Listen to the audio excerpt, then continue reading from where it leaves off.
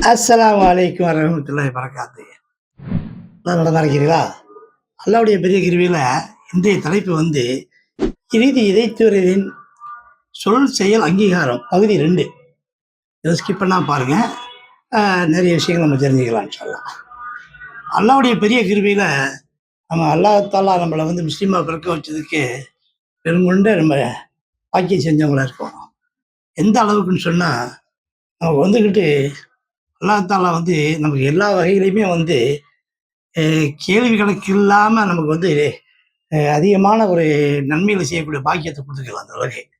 அந்த அளவுக்கு நமக்கு குடுத்துருக்கும்போது கூட, நம்ம என்ன சரியா புரிஞ்சுக்காதனால, இறைவனை வணங்குறதுல வந்து நம்ம நிறைய குறைபாடுகள் வச்சிருக்கோம். எந்த அளவுக்குன்னு சொன்னா, அல்லாவும் அல்லாவுடைய தூதரும் நமக்கு வந்து எல்லா வகையிலுமே வந்து தெளிவுபடுத்திட்டு தெளிவுபடுத்தினதுக்கு அப்புறமா கூட, நம்ம வந்து ரொம்ப அசால்ட்டா இருக்கோம். பாருங்க, இந்த ஒரு வசனத்தை ஹதீஸ பாருங்க. இறைச்செய்தி மட்டுமே நமக்கு மார்க்கம். ஆனா, நம்ம வந்து அத விட்டுட்டு பிற மத கலாச்சாரத்துல வந்து மூழ்கி இருக்கிறதோ, இல்ல சேர்ந்து இருக்கிறனாலயோ என்னவோ, நம்ம அத பின்பற்ற அளவுல தான் இருக்கிறோம் நம்ம.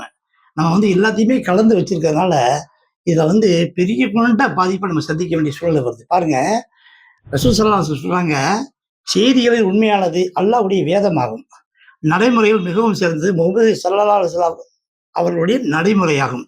காரியங்கள் தீயது மார்க்கம் என்ற பெயரில் புதிதாக உருவானவையாகும். புது புதிதாக உருவாகக்கூடியவை அனைத்தும் பிதத் ஆகும். ஒவ்வொரு பிதத்தும் வழிகேடாகும். ஒவ்வொரு வழிகேடும் நரகத்தில் கொண்டு போய் சேர்க்கும்." நசைங்கிற ஹதீஸ்ல 1560வது வசனமா ஹதீஸா வருது. அப்ப நம்ம வந்து வழிகேட்டுல போயிறக்கூடாது. வழிகேட்டுல போனா நரகத்துக்கு போயிருவோம். நம்ம அந்த அளவுக்கு நம்ம கொஞ்சம் எல்லா வகையிலுமே நம்ம எச்சரிக்கையா இருக்க வேண்டிய சூழ்நிலை இருக்கிறோம். அதாவது ஒவ்வொரு விஷயங்களையுமே நம்ம வந்து பார்த்து, பார்த்து செய்ய வேண்டியிருக்குது. எந்த ஒரு இதையுமே வந்துகிட்டு நம்ம வந்து அல்லாஹ்வுடைய கட்டளைக்கு மீறியோ, நபிகளை காட்டிய வழிப்பொழிகள் நம்ம நடக்கவே சொன்னா, நம்ம பல வகையில வந்து வழிகேட்டுல போயிட்டோம்னு சொன்னா, நம்ம நரகத்துக்கு போக வேண்டிய சூழ்நிலை வந்துரும். அது நம்ம எவ்வளவோ நல்லா சம்பாதிக்கிறோம், நல்ல காரியங்கள் நிறைய செய்றோம். இருந்தா கூட, இறைவனுக்கு இணை வைக்கிற மாதிரியான செயல்கள்ல நம்ம ஈடுபட்டோம்னா எல்லாமே வேஸ்ட்டா போயிடும். அத முதல்ல நம்ம புரிஞ்சுக்கணும். பாருங்க, அல்லாஹ் பாருங்க, அதாவது என்ன நம்ம நினைக்கிறோம்னு சொன்னா, அ யூதர்களையும், கிறிஸ்தவர்களையும் அல்லாஹ் தன் கருணையிலிருந்து அப்புறப்படுத்துவானாக. தம் இறை தூதர்களின் அடக்க ஸ்தலங்களை அவர்கள் வணக்க ஸ்தலங்களாக ஆக்கிக் கொண்டார்கள் என்று கூறி அவர்கள் செய்ததைப் போன்று நீங்களும் செய்து விடாதீர் என நம் சமுதாயத்தை எச்சரித்திருக்கிறார்கள். அதாவது நம்ம வந்து இன்னைக்கு என்ன ஆச்சுனாக்கா, ஊருக்கு வந்துட்டு பள்ளிவாசல் இருக்குதோ இல்லையோ, தர்காக்களுக்கு பஞ்சம் இல்ல. தர்காக்கள் இல்லாத ஊர்ல கொடிமரம் இருக்கும். அந்த மாரி வந்துகிட்டு நெறைய வந்து அ எந்த அளவுக்குன்னு சொன்னா, இறைவனுக்கு இணை வைக்கிற செயல்ல வந்து அதிகமான மக்கள் அறியாமையில போய் மூழ்கி கிடக்குறாங்க. முதல்ல அது தவறுங்கிறதே இன்னும் தெரியாம இருக்கிறாங்க.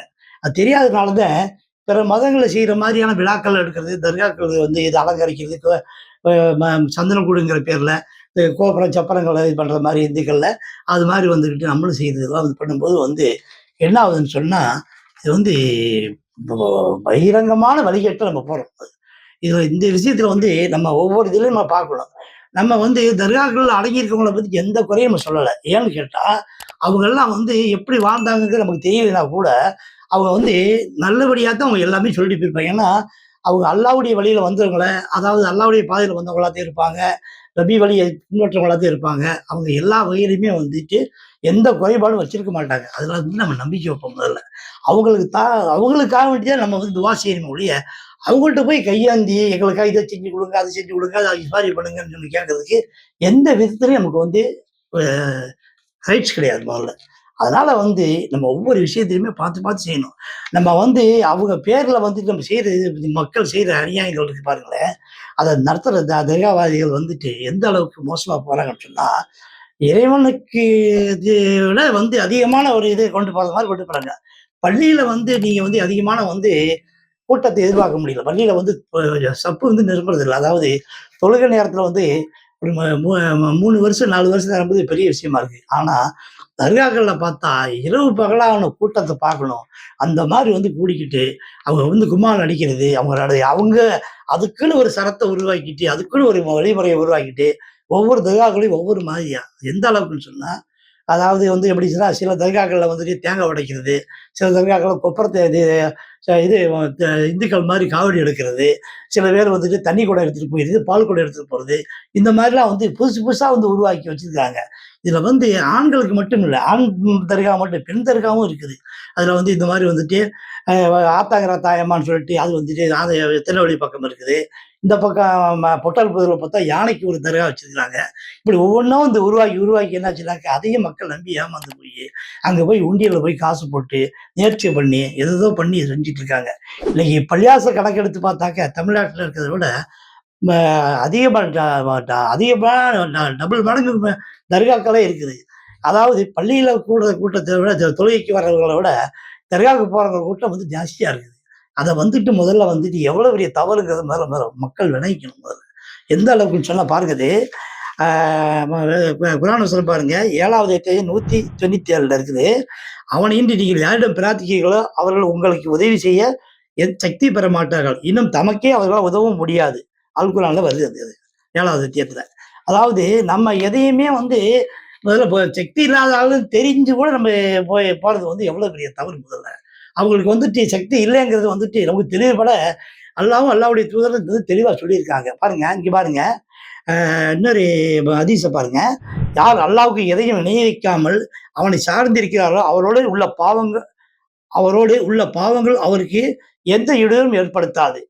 யார் அவனுக்கு இணை வைத்த நிலையில் இறந்து விடுகிறாரோ, அவரோடு உள்ள நன்மைகள் அவருக்கு எந்த பயனும் தராது என்று நபி ஸல்லல்லாஹு அலைஹி வஸல்லம் கூறினார்கள் என அப்துல்லா இப்னு அமீர் கூறுகிறார்கள். நூல் வந்து முஸ்னத் அகமதுல வருது. அதாவது நீ வந்துட்டு ம வ ம ம ம இதுல புரிஞ்சுக்க வேண்டியது என்னன்னு சொன்னாக்க, அல்லாஹ்வ யோ வ வ வ எந்த அதாவது எந்த விதமான வந்துகிட்டு பாவங்கள் செஞ்சாலும் எல்லாம் மன்னிக்கக்கூடியவனா இருக்கான். இணை வைப்பை தவிர.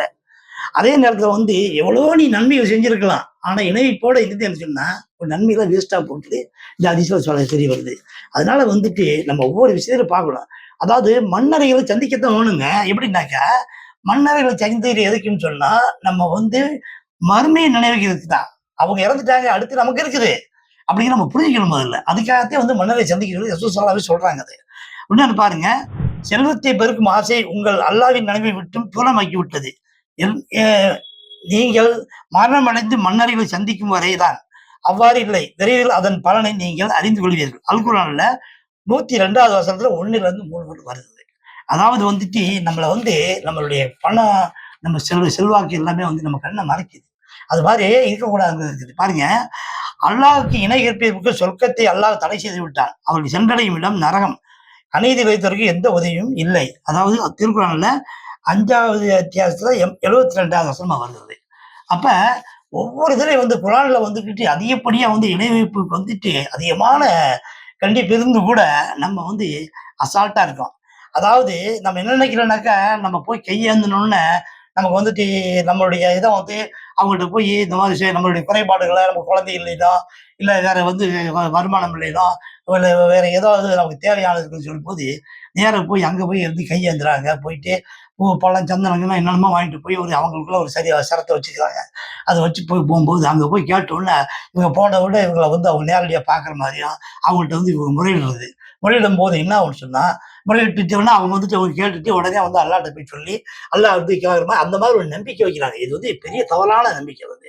பாருங்க, கியாம நாள் வரை தமக்கு பதில் தராத அல்லாஹ் அல்லாதவரை அழைப்பவரை விட மிகவும் வழிகெட்டவர் யார்? அவர்களோ தம்மை அழைப்பது பற்றி அறியாது உள்ளனர். இத பத்தி அவங்களுக்கு தெரியுமா? அவங்க எங்க இருக்காங்கன்னு பாருங்க முதல்ல. அவங்க எந்த அளவுல இருக்காங்கன்னு சொன்னாக்கா, பாருங்க, அல்லாஹ்வின் பாதையில் கொல்லப்பட்டவர்களை இறந்தவர்கள் என்று எண்ணாதீர்கள். மாறாக அவர்கள் தம் இறைவனிடம் உயிருடன் உள்ளார்கள். உணவளிக்கப்படுகின்றனர்.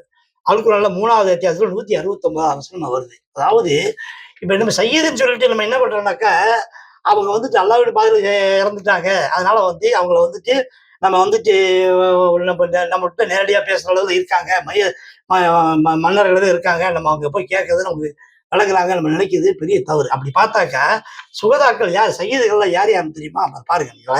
உயிர்த்தியாகிகள் வந்து 5 பேர்கள் ஆவார்கள். பிளேக் நோயால் இறந்தவர், வயிற்றுப்போக்கு போன்ற வியாதிகளால் இறந்தவர், தண்ணீரில் மூழ்கி இறந்தவர், வீடு, கட்டிடம் ஆகியவை இடிந்து விழும் போது இடிபாட்டில் சிக்கி இறந்தவர், இறைவழியில் அறப்போரில் ஈடுபட்டு இறந்தவர். நபி வழியில 2829வது ஹதீஸா வருது. சய்யிதுடைய அந்தஸ்து சய்யிது எப்படி ஆனாங்கங்கிறது அவங்களுக்கு இவங்கலாம் வந்து சய்யிதுடைய அந்தஸ்துல வர்றாங்க. அப்ப வந்து எல்லாரையுமே நம்ம இது பண்றோமா? முதல்ல. அதனால நம்ம வந்துட்டு அவங்களுக்கு குடுக்க வேண்டிய கண்ணியம் என்னன்னாக்க, அவங்க எப்படி வாழ்ந்தாங்கன்னு தெரிஞ்சு அதுபடி நம்ம வாழ பார்க்கணும்.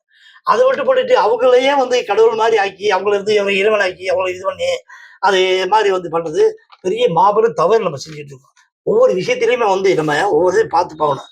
நம்ம வந்து ஒவ்வொரு விஷயங்களும் நம்ம பார்க்கும்போது வந்துட்டு என்னன்னாக்கா, நம்மளுடைய கடமை என்ன? ஆனா, நன் நல்லதை நோக்கி அழைத்து நன்மைகளை ஏவி தீமையை தடுக்கும் ஒரு கூட்டம் உங்களில் இருக்கட்டும். அவர்களே வெற்றியாளர்கள். நம்ம வெற்றியாளர்கள் ஆகணும்னு சொன்னா, நம்ம வந்துட்டு அதாவது 3வது அத்தியாயம் 104வது வசனமா வருது அது குரான்ல. அப்ப நம்ம வெற்றியாளர் ஆகணும்னு சொன்னா, நம்ம அல்லாவும் அல்லாவுடைய தூதரும் காட்டிக் கொடுத்த வழிய தவிர வேற எந்த வழியும் நமக்கு கிடையாது. அப்படி இருக்கும்போது வந்துட்டு, அத விட்டு போட்டுட்டு நம்ம அ வ ய நம்மள்ட்ட காசு இருக்குது, பணம் இருக்குன்னு சொல்லி இது பண்ணணும்னு சொன்னா, இது என்ன ஆகுதுன்னு சொன்னா, இந்த தர்காக்கள்ல நடக்கிற அநியாயங்கள்லாம் நீங்க பார்த்தீங்கன்னு சொன்னா, நமக்கு வந்துட்டு மனசு ரொம்ப வெந்து போகும். அந்த அளவுக்கு இறைவனுக்கு இணை வைக்கிறதுல வந்து நமக்கு எவ்வளோ பெரிய இதனால பாதிப்பு வருது. இது வந்து இத வந்து ஏற்பாடு செஞ்சவங்க, இது வந்துகிட்டு இதுக்கு அழைப்பு குடுத்தவங்க, இதுல போய் நம்ம கலந்துக்கிட்டவங்க, இவங்க அத்தனை பேருக்குமே வந்துகிட்டு என்ன கிடைக்கும்னு சொன்னா, நரகம் தான் கிடைக்கும். ஏன்னு கேட்டா, நம்ம அல்லாவுடைய தூதரையும் நமக்கு மாறுதல் நம்ம செய்யணும் நம்ம. அப்படி நம்ம செய்யலாமா முதல்ல? அல்லாஹ் நம்மள வச்சு காப்பாத்தணும். இந்த மாரி விஷயங்கள்ல வந்து நம்ம தவிர்த்துக்கிறதுக்கு நம்ம முயற்சி பண்ணணும். மத்தவங்க செய்றவங்கள நம்ம தடுத்து நிறுத்துறதுக்கு ஒரு வழிய பார்க்கணும். இப்ப ஒவ்வொரு தர்காவுலயும் அந்த உண்டியல எடுத்துட்டாலே அவங்களே மாறிடுவாங்க. எல்லாம் வந்து பணம் தான். எல்லாமே பணத்துக்கு தான்டாங்கிற நிலையில தான் இன்னைக்கு எல்லாம் இது பண்ணிட்டு இருக்காங்க. ஆனா, இது வந்து எவ்வளவு பெரிய வழிகேடுங்கிறத முதல்ல புரிஞ்சுக்கிட்டு, மக்கள வந்து நல்வழிப்படுத்துவோமாக. அல்லாஹ் அருள் புரிவானாக. அஸ்ஸலாமு அலைக்கும் வரஹ்மத்துல்லாஹி வபரகாத்துஹு.